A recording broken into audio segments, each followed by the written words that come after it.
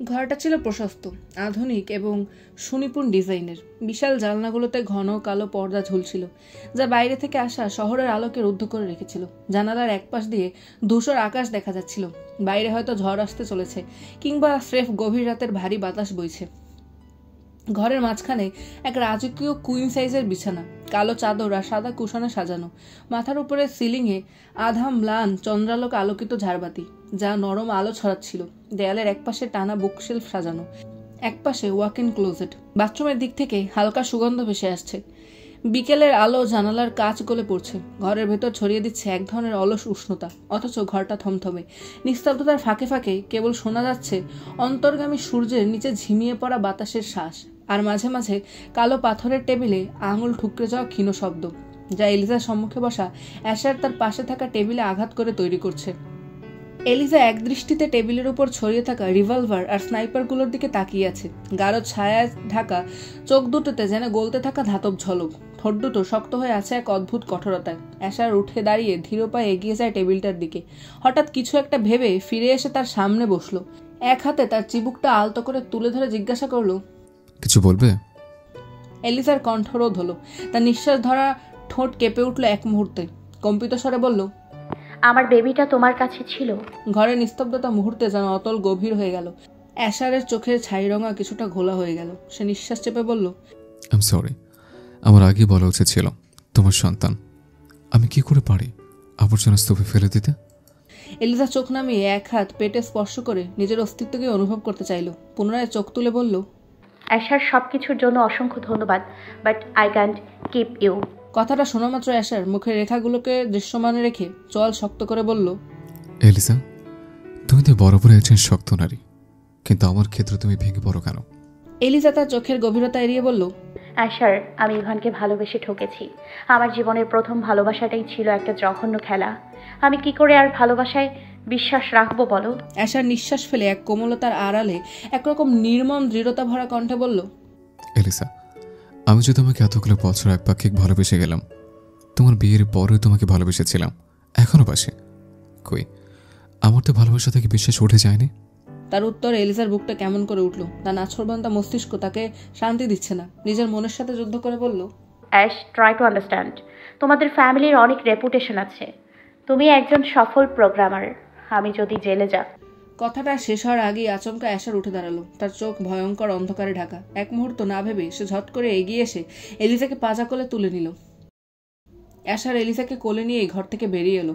দরজা খুলতেই চোখ ধাঁধানো এক বিশাল করিডোর, সোনালি ও গাঢ় কালো মার্বেল পাথরে মোড়ানো মেঝে, মাথার উপর ঝুলছে প্রাচীন ইউরোপিয়ান ঝাড়বাতি, যার আলো নরম কিন্তু শীতল। এলিজা অদ্ভুত দৃষ্টিতে চেয়ে আছে বাড়িটার দিকে। কেমন এক নিস্তব্ধতা। কেউ থাকে এই বাড়িতে? বাড়িটা অনেকটা আধুনিক ও গথিক স্থাপত্যের অদ্ভুত সংমিশ্রণ। দুই পাশে উঁচু কলাম, খোদাই করা নকশা, চারপাশে যতদূর চোখ যায় শাস্ত্রীয় শিল্পকর্মের ছোঁয়া। দেয়ালে ঝুলছে অয়েল পেইন্টিং, যেখানে পুরনো জেনারেশনদের ছবি, কিছু যুদ্ধের ছবি, কিছু অজানা প্রতীক। দুপাশে ফাঁকা রেখে দাঁড়িয়ে আছে বডিগার্ডদের মতো ড্রেস আপ করা কিছু লোকের সারি, কালো স্যুট, চকচকে বুট, প্রত্যেকের কোমরে অস্ত্র গোজা। এদের চোখে কেবল একটা অভিব্যক্তি, শক্ত, অপ্রবেশযোগ্য, অচেনা চোখের সামনে নির্লিপ্ত। বাড়ির মাঝখানে বিশাল স্পাইরাল শিট, যেখানে কালো ও সোনালি রেলিং বাঁক নিয়েছে এক শিল্পময়তার সাথে। উপরে উঠলেই বিরাট হলরুম, যেখানে অনায়াসে কয়েকশো মানুষ একসঙ্গে বসতে পারবে। চাঁদোয়া সাদা, তার নিচে মখমলের আসবাব, অ্যান্টিক শোপিস, চারপাশে অদ্ভুত এক আভিজাত্যের ছাপ। দেয়ালের পাশে লম্বা জানালার সারি। বাইরে তাকাতেই রাতের আলোয় ঝলমলে শহরের দৃশ্য দেখা যাচ্ছে, কিন্তু তার ঠিক নিচেই ছড়িয়ে আছে আরও কিছু অদ্ভুত দৃশ্য। কাঁচের দেয়াল ভেদ করে দেখা যাচ্ছে বাড়ির সামনের ইয়ার্ডে পার্ক করে রাখা গাড়ির বহর। বাগানে আলোকসজ্জার নিচে অর্ধেক আলোর অন্ধকারের খেলা, যেখানে কিছু ছায়ামূর্তি দেখা যাচ্ছে, হয়তো বডিগার্ড। এই বিলাসবহুল বাড়ির আন্ডারগ্রাউন্ডে ঢুকতেই এলিজা হতবিহ্বল হয়ে গেল। আলোকসজ্জা হারিয়ে কেমন এক ঘুটঘুটে অন্ধকার জায়গা। অ্যাশার এলিজাকে কোলে নিয়ে বিশাল করিডোরের ভেতর দিয়ে এগিয়ে যেতে লাগলো। দুপাশে দাঁড়িয়ে থাকা বডিগার্ডদের চোখ মুহূর্তের জন্য কৌতূহলী হলেও তারা দ্রুত তাদের কাঠিন্য ধরে নিল। এখানে প্রতিটা মানুষ যেন একটা নির্দিষ্ট সিস্টেমে বাঁধা। কেউ কারো ব্যক্তিগত বিষয়ে মাথা ঘামাচ্ছে না, কিন্তু সবাই জানে কে কোথায় আছে, কে কি করছে। করিডোর থেকে অ্যাশার তাকে নিয়ে ঢুকলো বিশাল হলরুমের টুইন ফ্লোরে। হলের একপাশে কালো চকচকে টেবিলে কয়েকজন বসে কিছু একটা নিয়ে আলোচনা করছে। তাদের সামনে ছড়িয়ে আছে কিছু কাগজপত্র। ল্যাপটপের স্ক্রিনে ঝলসে উঠেছে কোডিংয়ের বাইনারি সংখ্যাগুলো। আরেকদিকে একটা ছোট গোল টেবিলের সামনে দাঁড়িয়ে কয়েকজন রিভলভার টেস্ট করছে। কেউ ব্যারেল ঘুরিয়ে দেখছে, কেউ ব্যালেন্স ঠিক করছে, কেউ গ্লাভস পরা হাতে বন্দুকের ট্রিগার টিপে শব্দহীনভাবে সেটার কার্যক্ষমতা যাচাই করছে। তাদের মুখে নিঃশংসা অভিব্যক্তি, যেন এটাই তাদের দৈনন্দিন রুটিন। দূরের করিডর দিয়ে আরও কিছু লোক দ্রুত পায়ে হেঁটে যাচ্ছে, তাদের হাতে ব্রিফকেস, কারো কারো কানে ওয়্যারলেস ইয়ারপিস। এলিজা বিড়বিড় করে বলল, এরা কিছুক্ষণ আগে বেডরুমে ছিল না? এখন নিজেদের গন্তব্যে চলে যাচ্ছে। অ্যাশার, তোমাকে আমার ভয় হচ্ছে। ভয়? কেন ওয়াইফ? ভয় কেন পাবে? এটা কোথায়? এই জায়গায় আমি আগে কখনো আসিনি বা তোমাকে কখনো আসতে দেখিনি। ওটা আমার প্রফেসরের বাড়ি, ওনার অবর্তমানে আমার। মুচকি হাসলো সে। এলিজা পুনরায় চারদিকে নজর বোলাতে লাগলো। একটা সেকশনে কয়েকজন আরাম করে সোফায় বসে আছে, তাদের সামনে সিগারেটের ধোঁয়া ভাসছে, কয়েকজন হাতে জলজল করছে সিগারেটের শিখা। তাদের মধ্যে একজন টেবিলের উপর একটা ছোট ছুরি ঘুরাচ্ছে, অন্যজন ফোনে কারোর সঙ্গে কথা বলছে, আর একজন ঠান্ডা চোখে সামনে থাকা স্ক্রিনে কারো লাইভ ফিড পর্যবেক্ষণ করছে। এরা কেউ সাধারণ পোশাকে নেই, প্রত্যেকেরই সাজগোজে একটা মার্জিত অথচ হিংস্র ভাব স্পষ্ট। বেশিরভাগ মেম্বার পরনে কালো বা গাঢ় রঙের স্যুট, কিছু একটা সাধারণ বিজনেস স্যুটের মতো নয়, বরং কাস্টম টেইলর্ড, যেখানে বোতামের নিচে লুকানো থাকে ছুরি বা ছোট বন্দুক রাখার ব্যবস্থা। অনেকে কালো টার্টলনেক বা হাই কলার শার্ট পরে আছে, সাথে ম্যাচিং ট্রেন্সকোট। কিছু লোক লেদার জ্যাকেট পরে আছে, হাতে কালো গ্লাভস, তাদের কোমরে হোলস্টার বাঁধা, যেখানে রিভলভার ঝুলিয়ে রাখা। এরা কারা অ্যাশার? এলিসা, এমনিতে কোলে নিয়ে হাঁটছে।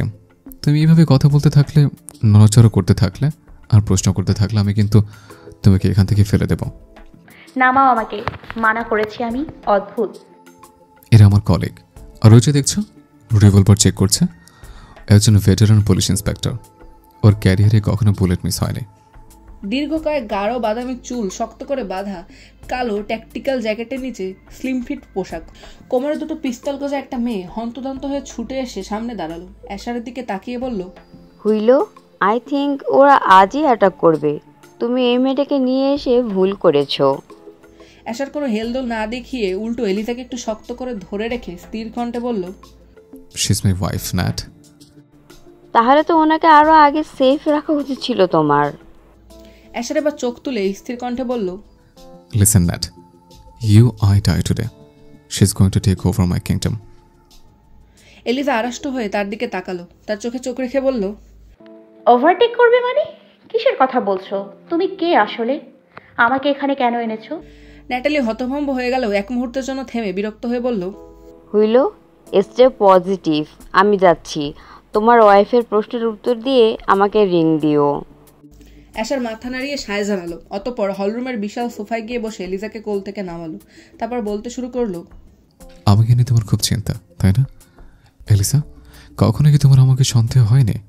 আমি কিসের সোর্স কাজে লাগাই, রাতে কিসের ডিল করি, এসব কি তুমি আসলে কখনো সন্দেহ করো নি? আমি কখনো ভাবিনি এমন কিছু। তুমি আন্ডারওয়ার্ল্ডে কাজ করো? কাজ করি না, কাজ করে এলিসা। তুমি এত খারাপ একটা লোক, কি দরকার এসবের? কেন এসবে আছো তুমি? ছি। আমাকে হেট করছো? আমার কি করা উচিত অ্যাশার? এই নাদান চেহারার পেছনে একটা কুৎসিত মুখোশ লুকিয়ে রেখেছো। আমি এই জগতে যখন এসেছে তখন না বুঝে এসছে, এখন এটা ছেড়ে যাওয়া অসম্ভব এলিসা। কেন করছো এসব? তুমি যা ভাবছো তা না এলিসা। আর কি ভাববো? ভাবার মতো কি আছে? You are not mafia or underground hooligans. আমরা কানাডিয়ান সিক্রেট এজেন্সির হয়ে কাজ করি। Secret agency? Yes, CSIS। What? We are not bad people Elisa, trust me. আমি যখন প্রথম কানাডাতে এসেছিলাম, আমার একজন প্রফেসরের সাথে ভালো সম্পর্ক ছিল। ওনার নাম এডওয়ার্ড হুইলো। উনি মারা যাওয়ার পর আমি ওনার নাম আর সব কারবার পেয়েছে। সত্যি বলছো তো? আমার ভালোবাসার নামে প্রতিজ্ঞা করে বলছি এলিসা, আমি সত্যি একজন এজেন্ট। তাদের কথার মাঝেই ন্যাটালি এসে একদমই নির্লিপ্ত স্বরে বলে উঠল, ম্যাম, আপনার উচিত হবে না এখানে বেশিক্ষণ থাকা। আমি জানি না হুইলের মাথায় কি চলছে, কিন্তু ইটস ডেঞ্জারাস হেয়ার। এখানে নিয়োগ দেওয়া সবাই CSIS থেকে, কিন্তু তাও কাউকে বিশ্বাস করা যায় না। আমি যাব না। এই যে লোকটাকে দেখছেন, ওকে অন্য কেউ মারার আগে আমি মেরে ফেলবো। ও যতক্ষণ না মরবে আমি কোথাও যাচ্ছি না। এলিজার কথায় খিলখিল করে হেসে ফেললো অ্যাশার, বিড়বিড় করে বলল, আমার বউ আমাকেই মারতে চায়, স্ট্রেঞ্জ। তার কথায় পাত্তা না দিয়ে চিন্তিত স্বরে ন্যাটালি বলল, ম্যাম, আপনি কি আদৌ গান সম্পর্কে? ন্যাটালির কথা শেষ হওয়ার আগেই এলিজা বলে উঠল, কল্ট পাইথন আছে? ন্যাটালির চোখ বিস্ময়ে একটু বড় হয়ে উঠল। বাকি সদস্য যারা এলিজার কথাটা শুনেছে তাদের মধ্যেও এক প্রকার চাপা কৌতূহল ছড়িয়ে পড়েছে। এলিজার স্বাভাবিক চেহারায় কোনো রঙের পরিবর্তন নেই। তার ভাবখানা এমন যে সে রিভলভারের নাম বলছে না, বরং ডিনার টেবিলের মেনু জানতে চাইছে। অ্যাশার ঠোঁটের কোণে এক অদ্ভুত হাসি খেলে গেল। সে ধীরগতিতে ন্যাটালির দিকে তাকালো, তারপর নিঃশ্বাস ছেড়ে বলল, you hear that Nat? She is already a queen. কিছুটা থেমে মুখে এক গর্বিত হাসি ফুটিয়ে বলল, she is my wife Nat, আমার ওয়াইফ। ন্যাটালি কিছু বলতে যাবে, আর ঠিক সেই মুহূর্তে এলিজার কণ্ঠে এক কঠোরতা নিয়ে বলল, listen mister whatever, I want divorce, don't forget that. Asher এক মুহূর্তের জন্য নিস্তব্ধ হয়ে গেল, তারপর ধীরে ধীরে বলল, We will work on that later. But will you take care of everything? Eliza আবার একবার দৃঢ় কণ্ঠে উত্তর দিল, I will kill you too. Asher কিছু না বলে বুকে হাত দিয়ে নাটকীয় ভঙ্গিতে বলল, তার জন্য তো রাত আছে সুইটহার্ট। এখানে কেন? নাকি তুমি ধৈর্য ধরতে পারছো না? বলো বলো। তুমি চাইলে আমরা এখন রুমে যেতে পারি my dear wife. Public affection আমার পছন্দ না, তা তো জানোই। তার কথায় থতমত খেলো প্রত্যেকেই। ন্যাটালি বিড়বিড় করে বলল, এটা কি আসলেই হইল? সেই ছেলেটা যে ভঙ্গুর হয়ে এসেছিল একটা মেয়ের ভালোবাসার কাছে হেরে, যার মেয়ে মানুষই অপছন্দের ছিল, তার এত পরিবর্তন কি করে? এলিজার চোখে রাগ আর সহানুভূতির মিশ্রণ নিয়ে ন্যাটালির দিকে তাকিয়ে বলল, miss ন্যাট, can I visit your practice room? ন্যাটালি একটু চুপ করে থেকে অ্যাশারের দিকে চোখ তুলে তাকালো। অ্যাশার তাকে সায় জানিয়ে ইশারা করলো।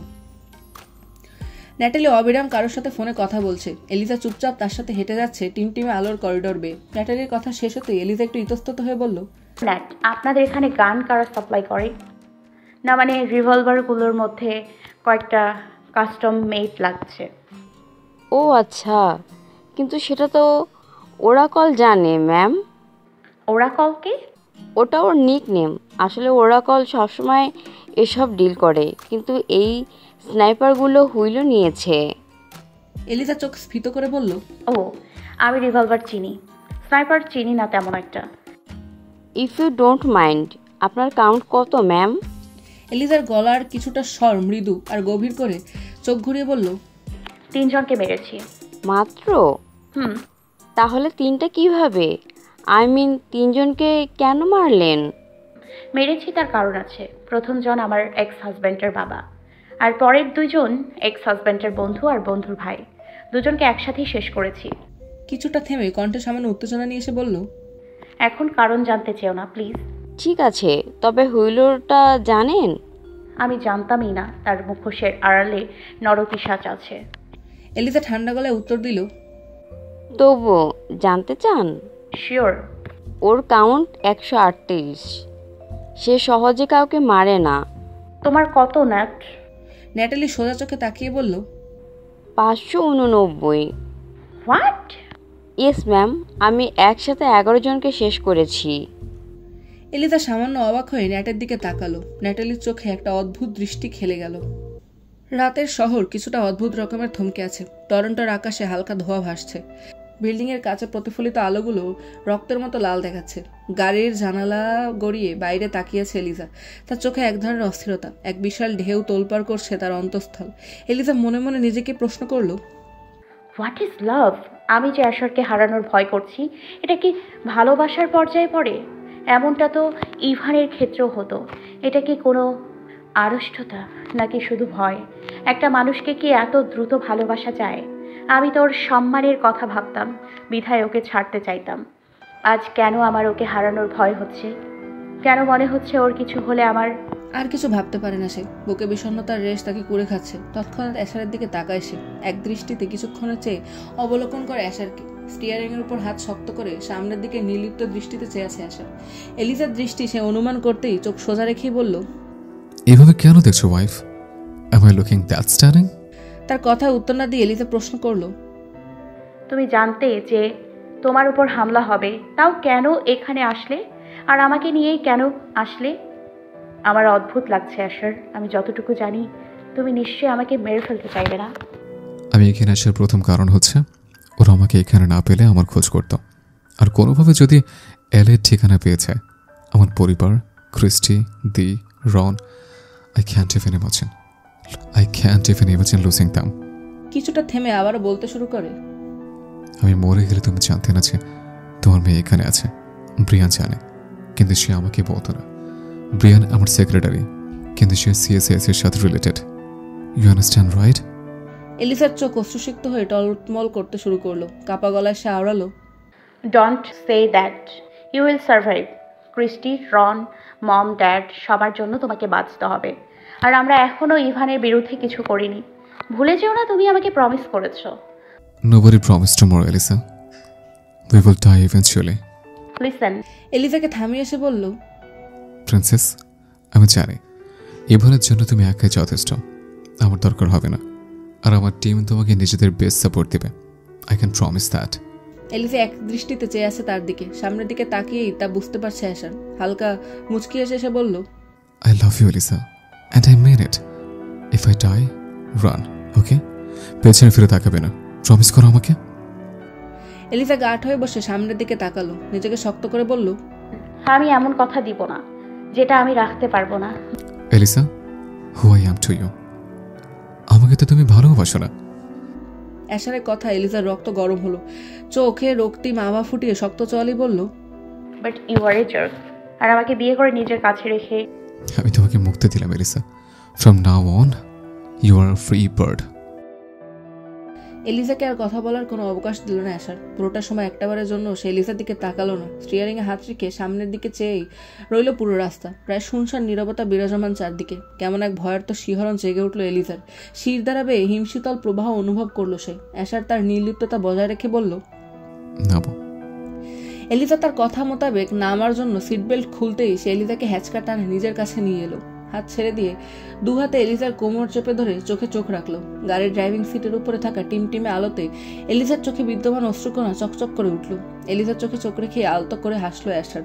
তার হাসিতে এলিসা হাসলো না, বরং তার নয়ন কোণে জমে থাকা তরলটুকু ললাটে মাখামাখি হয়ে বেয়ে পড়লো। সাথে সাথে অ্যাশার এগিয়ে এসে তার ওষ্ঠজোড়া চেপে ধরলো এলিসার ওষ্ঠে। এলিসাও তার শার্টের কলার চেপে ধরে সায় দিল। কিছু মুহূর্তের সমাধি দিয়ে দুজন দুজনা থেকে মুক্ত হলো। এলিসা কিছুটা হাঁপাতে হাঁপাতে বলল, চলো না ফিরে যাই। ফেরার রাস্তা বন্ধ, ওয়াইফ। কিছু সময় চুপ থেকে সে বলে উঠল, আর হ্যাঁ, আমার গায়ে বুলেট না লাগা অব্দি তুমি গুলি চালিয়ে যাবে। যদি আমার গায়ে গুলি লাগে, শর্ত অনুযায়ী পালাবে। ন্যাটকে যেন জোর করতে না হয়, এলিসা। আমি ওয়ার্ন করছি। আমি তোমাকে রেখে কোথাও যাব না।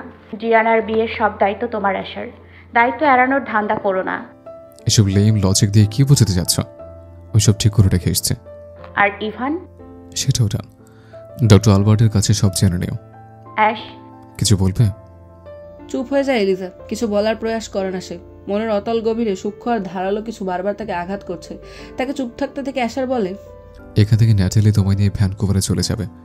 সেখান থেকে ডিরেক্ট যাবে লস অ্যাঞ্জেলেসে। এলিসা, মিসেস জেড জানে যে তুমি Canada, so cooperate with her. তুমি ডিরেক্ট ওনার সাথে দেখা করবে। তোমার অস্তিত্ব যে কানাডা ছিল তা কেউ জানো না, মিস আস্থার। মিস্টার? ইয়েস, লস অ্যাঞ্জেলেসে ফিরলেই একটা কার অ্যাক্সিডেন্ট হবে। তোমার কাজ হলো সেখানে থাকা লাশটাকে অ্যাশার মিলার হিসেবে শনাক্ত করা। Got it? হইলেও মরবে এই কানাডার মাটিতে, আর অ্যাশার মরবে লস অ্যাঞ্জেলেসের মাটিতে। আর অ্যাশার মরলে তুমি তো আর মিসেস অ্যাশার থাকবে না। এত প্ল্যান করে কি হবে? আমি জানি তুমি বেঁচে ফিরবে। বেঁচে ফিরলে তো তোমাকে ছাড়বো না, সারাদিন চালাবো। তা আমি হতে দিলে তো এলএতে ফিরেই ডিভোর্স দেব। সাইকো একটা। বাই দ্য ওয়ে, আমরা গাড়িতে কেন এসেছিলাম এবার বুঝছো? বুঝেছি, তোমার মতো ক্রিমিনালের মাথায় এমন বুদ্ধি আসবেই। আমি অবাক হচ্ছি না আর। এলিসা, আমাকে যে কষ্ট দেয় তাদের কষ্ট দেখতে আমার অনেক ভালো লাগে। তার মানে? এলিসার কথা শেষ হওয়ার আগে অ্যাশার বলল, হ্যাঁ, তোমাকেও। আমার পর প্রফেসরের দায়িত্ব নেবে তুমি। তখন বুঝবে এই সিংহাসনের রূপ। ভয়, ক্ষমতা, আধিপত্য, নোংরাম, খুন তোমাকে চারদিক থেকে চেপে ধরবে। আর এটাই তোমার শাস্তি হবে, এলিজাবেথ। তুমি বড্ড অদ্ভুত প্রেমিক অ্যাশার। ফিকশনে দেখেছ নায়করা দুনিয়ার জন্য নিজের ভালোবাসাকে হারায়। খলনায়করা তার ভালোবাসার জন্য দুনিয়াকে নিঃশেষ করে দেয়। আর এই এক তুমি নায়কদের মতো নিজেকে মেলে দিতে দ্বিধা করো না, আবার খলনায়কের মতো ভালোবাসার জন্য দুনিয়ার সাথে লড়তে যাও। আবার দুনিয়াকে ধ্বংস করতে নিজের ভালোবাসাকেই উস্কে দাও। অদ্ভুত না? আমাকে নির্দ্বিধায় রক্ষা করছো, রক্ষা কবচও বানাচ্ছ, আবার ধ্বংসের হাতিয়ারও করছো।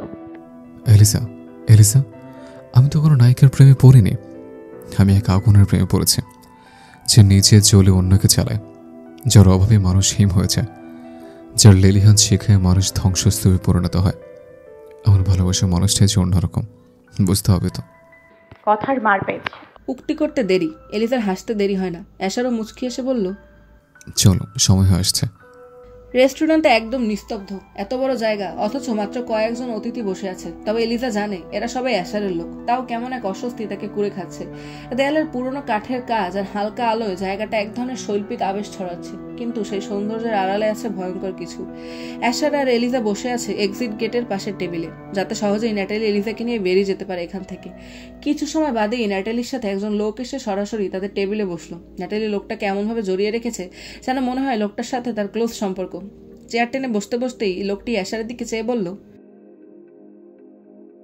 শুনলাম বিয়ে করেছিস। আমার ওয়াইফ। এলিজা থেকে ইশারা করে বলল সে। এলিজার সামনে হালকা ঝুঁকে নিজেকে উপস্থাপন করলো। ও হ্যালো। হ্যাঁ, আমি মায়াঙ্ক, মায়াঙ্ক গ্লোরি, অ্যাশারের বন্ধু বলতে পারেন। আর নেটকে তো চেনেনি, ও আমার বোন। বোন? শুনলাম আপনি নাকি পালাতে যাচ্ছেন না, এত ভালোবাসেন ওকে। মায়াঙ্কের সূক্ষ্ম খোঁচা এলিজা ঠিকই ধরতে পারলো। বাঁকা চোখে তাকিয়ে বলল, I don't love him, it's just ও আমাকে একটা বিষয়ে প্রমিস করেছে, কিন্তু নিজের কথা রাখতে পারছে না। ও আই সি। যাই হোক, অ্যাশার যা কথা দিয়েছে তা আমরা রাখবো, কথা দিলাম। তবে আমার বোনের দায়িত্ব আপনার উপর দিলাম। যখন সিগন্যাল দেবো পালাবেন, বুঝতে পেরেছেন? ছোট করে জবাব করে এলিজা। তাদের কথা শেষ হতেই অ্যাশার বলল, ওরা কখন আসবে জানি না, তবে পুলিশের লোক জানার আগে কাজটা করে ফেলাই বেটার হবে। এলিজা মায়াঙ্কের কথায় বিভ্রান্ত হলো। কিছুটা সন্দেহ নিয়ে জিজ্ঞাসা করলো, আপনারা কানাডিয়ান সরকারের হয়ে কাজ করেন? অ্যাশার টেবিলে জ্বলতে থাকা মোমবাতির দিকে দৃষ্টি ফেলে বলল, কানাডিয়ান এজেন্সির সাথে কাজ করার পাশাপাশি বাইরের বা পার্সোনাল কাজও করতে হয় আমাদের। এই ডিলটা মূলত কয়েকটা স্নাইপারের ব্যাপারে। মানে? এলিজার প্রশ্নের জবাবে ন্যাটালি প্রত্যুত্তর করে, সেদিন আপনাকে যে বললাম স্নাইপারগুলো হুইলো নিয়েছে, সেগুলো নিয়েই সব ঝামেলা। কেন? আসলে স্নাইপারগুলোর ডিলটা নিয়ে দুই পক্ষের মাঝে ভুল বুঝবুঝি হয়েছে বলতে পারেও। এক্স্যাক্টলি কি হয়েছে? ভুল বোঝাবুঝি? My food nut. এমন সেন্সিটিভ ব্যাপারে ভুল বোঝাবুঝি হওয়াটা নিছক মিথ্যা। এখানে নিশ্চয় অন্য কিছু আছে। এলিজার কথা শেষ হতেই বাঁকা হাসলো অ্যাশার। ঠান্ডা গলায় বলল, দেখেছো ন্যাট, আমার বউ ঠিক আমার কথাটাই বলেছে। অ্যাশারের কথা শেষ হতেই ন্যাটালি বলতে শুরু করলো, ডিলের শর্ত ছিল আমাদের ডিলার ডমিনিক স্নাইপার রাইফেলের একটা পার্টি সরবরাহ করবে, আর আমরা দেব $5 মিলিয়ন। অস্ত্রগুলো চুরি করে আনা হয়েছিল সেনাবাহিনীর এক গোপন চালান থেকে। বাজারে এগুলোর দাম অনেক বেশি, কিন্তু আমাদের লোকজন যখন ড্রপ পয়েন্টে পৌঁছালো সেখানে কিছুই ছিল না, না কোনো অস্ত্র, না কোনো মানুষ, কিছুই না। আমরা যখন বুঝতে পারলাম আমাদের ধোঁকা দেওয়া হয়েছে, তখন আমরা হুইলোকে জানালাম ব্যাপারটা। সে লোক পাঠিয়ে খোঁজ নিতে বললে সেখানে 2 ঘন্টার মধ্যেই লোক পৌঁছায়। যেহেতু আমরা ডিল করছি, তাই এমন সময় চুক্তিতে থাকা কারোর গায়ে হাত তোলা যায় না। কিন্তু ডমিনিক আমাদের 3 জন কলিগকে গুলি করেছে, ফলস্বরূপ হুইলেও তাদের 3 জনকে মেরে ফেলেছে। Ash, like seriously? আমার তখন ভয় হচ্ছে। আমাকে তুমি কি করবে? কত কথা শুনিয়েছি। মাফ করে দাও, আমি তোমার একটা মাত্র বউ। তোমার এখন মনে পড়েছে যে তুমি আমার বউ? তার দিকে তাকিয়ে বাঁকা হাসে অ্যাশার। এলিজা ন্যাটালির দিকে তাকিয়ে জিজ্ঞাসা করে, আচ্ছা, তা না হয় বুঝলাম, কিন্তু ঘটনা কি এখন? মানে আজকে কেন ডমিনিক নিজে আসছে, আর কেনই বা মারতে চায়? হুইলো ওদের মেরে ফেলার পর আমরা জানতে পেরেছিলাম যে ডমিনিকের লোকেরা অস্ত্র সরিয়ে নিজেদের কাছে রেখে দিয়েছে। ডমিনিক এ ব্যাপারে কিছুই জানতো না, আর ফলস্বরূপ সে পুরো টাকা চাইছে। কথা হচ্ছে হুইলো আবার স্নাইপারগুলো ওদের থেকে নিয়ে ফেলেছে $3 মিলিয়ন। এখন ডমিনিক বেঁকে বসেছে। হুইলো কেন $3 মিলিয়ন ওদের দেবে? তুমি কেন চুক্তি ভঙ্গ করেছো? ও আমাদের ছেলেদের মেরেছে। তুমিও তো মেরেছো। আমি ওকে 5 মিলিয়ন দিয়েছি, তারপর 3 মিলিয়ন দিয়ে আবার নিয়েছে। তুমি জানো আমি ওর থেকে নিতে গেলে আবারও 5 মিলিয়ন দিতে হতো আমার। সবটার প্ল্যান এলিসা। ডমিনিকের সিকিউরিটি সম্পর্কে তোমার ধারণা নেই। সেখান থেকে এই ভারী ভারী স্নাইপার চুরি করাটাও খুব সহজ কিছু না। আহ, আই সি। কিন্তু ও তোমাকে কেন মারতে চাইছে আশার? জানি না, তবে ও ডিরেক্টলি আমাকে বলেছে যে আমাকে পেলেও মেরে ফেলবে। তাহলে কেন আজ এখানে আসলে? কারণ তো আছে এলিসা। ডমিনিকের কাছে লেটেস্ট মডেলের শটগান এসছে, আমার ওটা লাগবে। ডিরেক্ট ইটালি থেকে ইম্পোর্ট করা। ডমিনিক ছাড়া আর কারোর কাছে নেই। বুঝলাম। এলিসা মাথা নাড়িয়ে কথাটা বলে। তার কথা শেষ হতেই কেউ গুড়গুড় করে রেস্টুরেন্টের ভেতরে ঢুকলো। সাথে সাথে অ্যাশার আর মায়াঙ্ক উঠে গিয়ে রেস্টুরেন্টের একটা কর্নারে থাকা সোফাতে গিয়ে বসলো। এলিসা ন্যাটালিও টিমটিমে আলোয় টেবিলের অন্ধকারছন্ন জায়গাটায় বসলো। ডমিনিক সোজা হেঁটে অ্যাশার আর মায়াঙ্কের দিকে এগিয়ে গেল। ডমিনিক সোফার সামনে থাকা টেবিলের উপর থেকে এক গ্লাস ওয়াইন তুলে নিল। সোফায় নিজের গায়ে এলিয়ে দিয়ে আসতে বলল, তুমি গেম খেলছো হইল, আর এটা আমার পছন্দ হচ্ছে না। অ্যাশার ঈষৎ হাসলো। তার এই হাসির মধ্যেই বিকৃত একটা ভাব ফুটে এসে বলল, তোমার লোকেরা বিশ্বাসঘাতকতা করেছিল, আমি শুধু হিসাব মিলিয়েছে। তুমি টাকা দিয়েছিলে ঠিক আছে, আমি তোমাকে স্নাইপারগুলো যেভাবেই হোক ডেলিভার করতাম, কিন্তু তুমি আমার আন্ডারে থাকা লোকদের থেকেই আবার কোনো 3 মিলিয়ন স্নাইপারগুলো নিলে। কি ভাবছো আমি তোমাকে এত সহজে ছাড়বো? অ্যাশার ডমিনিকের দিকে তাকিয়ে বলল, তুমি আমাকে মারতে চাও, আমি জানি, কিন্তু তুমি জানো আমি কেন এখানে এসেছি। আগের সব ডিল ভুলে যাও। আমি চাই না আমাদের মধ্যে আর কোনো জল খোলা হোক। তোমার কাছে একটা জিনিস আছে যা আমার চাই। ডমিনিকের মুখের ভাব একটুও বদলায় না, বরং সে হেসে পাল্টা প্রশ্ন করে, শটগান? তুমি জানো আমার টেস্ট ভালো, সরাসরি ইতালি থেকে এসছে, তাই না? ডমিনিক আস্তে করে চেয়ার ঠেলে পিছিয়ে দিল। তারপর ধীর পায়ে উঠে দাঁড়িয়ে বলল, হইল, তুমি আমার সাথে প্রথমেই চুক্তিতে গড়মিল করেছো, আমি কি করে তোমার সাথে আবার ডিল করি? অ্যাশার আবারও হেসে বলল, তুমি আমার থেকে আবারও 5 মিলিয়ন নেওয়ার প্ল্যান করছিলে, তাই না? আমি সব জানি ডমিনিক। রুশেল তোমার কথাতেই স্নাইপারগুলো সরিয়েছিল। অ্যাশারের কথা শেষ হতেই ডমিনিক রেগে কোমর থেকে একটা রিভলভার বের করে ঠেকিয়ে দিল অ্যাশারের কপালে। মায়াঙ্ক টেবিলের নিচে হাত রাখে। অ্যাশার হাতের ইঙ্গিত দিয়ে তাকে থামিয়ে দেয়। কিছুক্ষণ সবাই নীরব। আচমকা অ্যাশারের হাত বিদ্যুতের গতিতে উঠল। ডমিনিকের হাত থেকে রিভলভার কেড়ে নিল। ডমিনিক তাকিয়ে রইল হতভম্ব হয়ে। আমাকে মারতে চেয়েছিলে? আমি অপেক্ষা ছিলাম এটা দেখার জন্য। অ্যাশার শান্ত গলায় বলল। ডমিনিক ঠোঁট বাঁকা করে হাসলো। ঠিক তখনই বাইরে থেকে বিকট শব্দে গুলি ছুটে এলো চারিদিক থেকে। কাঁচ ভেঙে চূর্ণ বিচূর্ণ হয়ে গেল। রেস্টুরেন্টের সামনের দিকে থাকা কয়েকজন লোক সঙ্গে সঙ্গে পড়ে গেল মাটিতে। ন্যাটালি দ্রুত কাউকে বলে উঠল, এটা কোনো অ্যামেচার অ্যাটাক না। অ্যাশার দ্রুত ডমিনিক আর মায়াঙ্কে টেনে টেবিলের নিচে বসে পড়ল। রাগান্বিত গলায় বলল, ডমিনিক, এটা কি তোমার কাজ? ডমিনিক রাগে গজগজ করতে বলল,